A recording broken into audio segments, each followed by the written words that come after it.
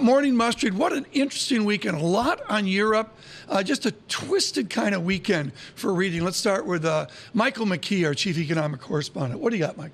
Well, interesting story by Neil Armstrong and Allison Bennett on the Bloomberg terminal today. You can check it out on Bloomberg.com about the decline in the carry trade, how Forex traders are getting out of the business right now.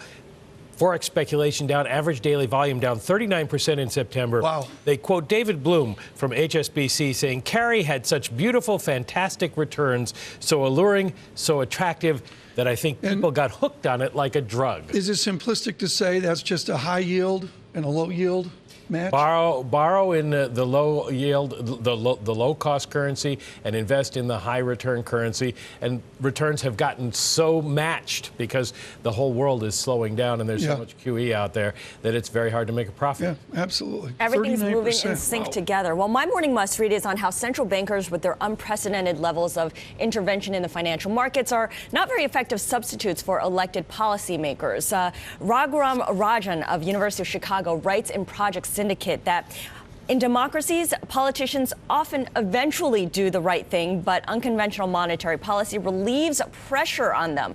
When central bankers argue that they are the only game in town, they are ensuring that outcome. He says that the Fed's QE1 went a long way towards unclogging broken markets, but moves since then to stimulate the economy have fallen kind of flat, have been less obviously beneficial. And Mike, Professor Roger writing there about all central banks, including the Fed, but now he's got a real interest in his native India, doesn't he? Well, India has had real troubles lately. They haven't been able to get the economy going.